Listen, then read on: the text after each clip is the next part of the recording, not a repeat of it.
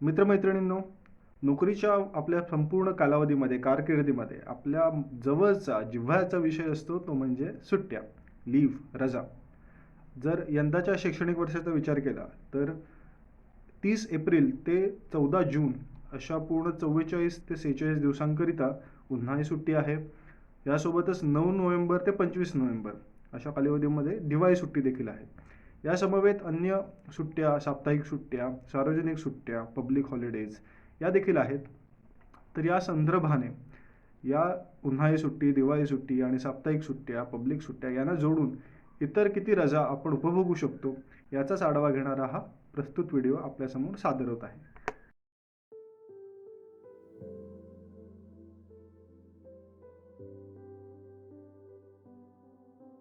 नमस्कार विद्यार्थी मित्रांनो, ॲडमिनिस्ट्रेटर निनाद या आपल्या यूट्यूब चॅनलमध्ये आपणा सर्वांचे पुन्हा एकदा सहर्ष स्वागत आहे.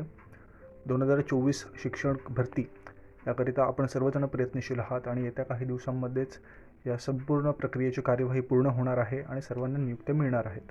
तर त्या संदर्भामध्ये शिक्षण सेवक या एकंदर पदाकरिता जी कार्यपद्धती आहे त्याविषयीचं विवेचन, चर्चा आपण या ठिकाणी करणार आहोत. तर रजा, सुट्टी याविषयी सर्व विद्यार्थ्यांच्या मनामध्ये, शिक्षण सेवकांच्या मनामध्ये जे प्रश्न आहेत त्याचं उत्तर आपण ह्या ठिकाणी प्राप्त करणार आहोत. खरं तर अनेक बाह्य जिल्ह्यातून शिक्षक रत्नागिरी जिल्ह्यामध्ये येत आहेत किंवा महाराष्ट्रातील अन्य जिल्ह्यांमध्ये कार्यरत होणार आहेत. तर त्यांना जिल्ह्यांबदली म्हणजे दुसऱ्या जिल्ह्यामध्ये जाण्यासाठीची बदलीची कार्यवाही नसणार आहे हे आपल्याला माहिती असेलच.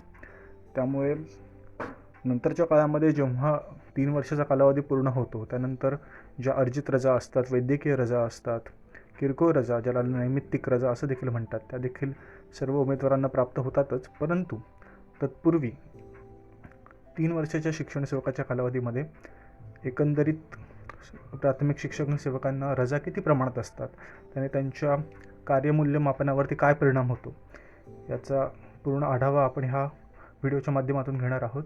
तर हा 21 जुलै 2005चा GR आहे. खरं तर या GRचा तुम्ही जर थोडा अभ्यास केलात तर पाहून घेता येईल की 14.1 शासकीय कर्मचाऱ्याला किंवा प्राथमिक शिक्षकांना देय असणाऱ्या कोणत्याही रजा प्राथमिक शिक्षण सेवकाला अनुज्ञेय असणार नाही.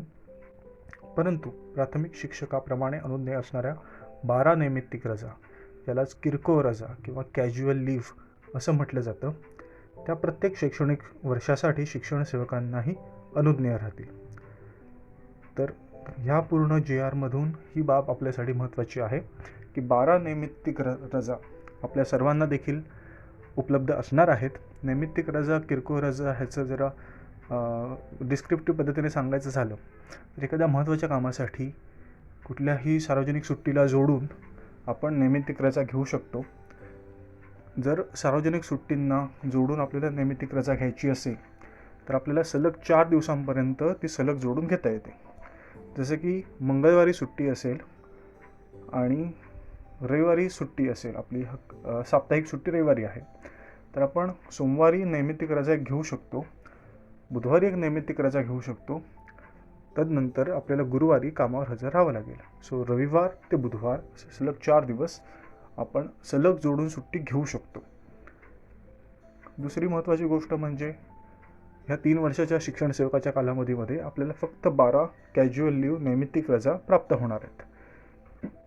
अशी परिस्थिती आली की तुम्हाला खूप अर्जंटली गावाला जायचं आहे, नैमित्तिक रजा आपल्याकडे खूप थोड्या शिल्लक आहेत, समजा 2च शिल्लक आहेत आणि अशावेळी आपल्याला महत्त्वाच्या कामासाठी गावाला जायचं आहे, तर अशावेळी आपण नैमित्तिक रजा घेऊ शकतो. त्या 2 रजांना आपण साप्ताहिक सुट्ट्या, सार्वजनिक सुट्ट्या ह्यांना जोडून नैमित्तिक रजेचा उपयोग करून घेऊ शकतो. इमर्जन्सीच्या सिच्युएशनमध्ये ज्यावेळी आपण आजारी पडलो आहोत, आपल्याला मेडिकल लीव्हची गरज आहे आणि 15 दिवस आपण आजारी आहोत, तर अशा कालावधीमध्ये आजारपणाला कुठलाही नियम, अटी, शर्ती लागू नसतात. केवळ वैद्यकीय प्रमाणपत्र, ते देखील वैद्यकीय अधिकाऱ्याचं, जो ग्रामीण रुग्णालयामध्ये असतो किंवा प्राथमिक आरोग्य केंद्रामध्ये असतो किंवा खाजगी संस्थांमध्ये असतो, अशांचं वैद्यकीय प्रमाणपत्र आपल्याला रजेवरून परत आल्यावरती जोडायचं आहे. आणि तदनंतर शिक्षणसेवक कालावधी पूर्ण झाल्यानंतर जितकी आपण वैद्यकीय रजा उपभोगली आहे तेवढा कालावधी ॲड होणार आहे. फॉर एक्झाम्पल, शिक्षण सेवक म्हणून कार्यरत असताना जर मी 15 दिवस वैद्यकीय रजा घेतलेली आहे, तर ज्यावेळी मी परत रुजू होतो आहे तेव्हा मी वैद्यकीय प्रमाणपत्र देऊन वैद्यकीय रजा उपभोगून आलो असं मी प्रमाणपत्र सादर करणार आहे कार्यालयाला. आणि जेव्हा शिक्षण सेवकाचा कालावधी 3 वर्षाचा पूर्ण होईल त्यानंतर हे 15 दिवस वैद्यकीय रजेचे 15 दिवसांनी आपल्या शिक्षण सेवकाचा कालावधी पुढे जाणार आहे. आणि त्यासंबंधीचं एक प्रमाणपत्र की 15 दिवसांनी वैद्यकीय रजा उपभोगून आल्यामुळे शिक्षण सेवकाचा कालावधी 15 दिवसांनी वाढत असल्याबाबतचं प्रमाणपत्र, असं प्रमाणपत्र हे 3 वर्षाचा कालावधी पूर्ण झालेल्या नंतरच्या प्रस्तावामध्ये सोबत जोडायचं आहे. म्हणजे मंजुरीकरिता तेही प्रमाणपत्र आपल्याला जोडायचं आहे. पहिली गोष्ट. महिला उमेदवारांकरिता मुख्यत्वे सांगायचं तर प्रसूती रजा ही हक्काची आहे, शासकीय कर्मचाऱ्याच्या हक्काची रजा आहे. त्यामुळे ती 6 महिन्याची रजा ही शासकीय कर्मचाऱ्याला शिक्षण सेवकाच्या कालावधीमध्ये देखील मिळू शकते. आणि ती कुठल्याही परिस्थितीमध्ये आपल्या हक्काची रजा उमेदवाराला, शासकीय कर्मचाऱ्याला, शिक्षण सेवकाला मिळणारच आहे. आणि त्यामुळे शिक्षण सेवक हा जो 3 वर्षाचा कालावधी आहे त्यामध्ये वाढ होत नाही. 3 वर्षाच्या कालावधीच्या अंतर्गतच मध्ये जर त्याने 6 महिन्याची प्रसूती रजा घेतली तरी शिक्षण सेवकाचा कालावधी हा 3 वर्षाचाच राहणार आहे.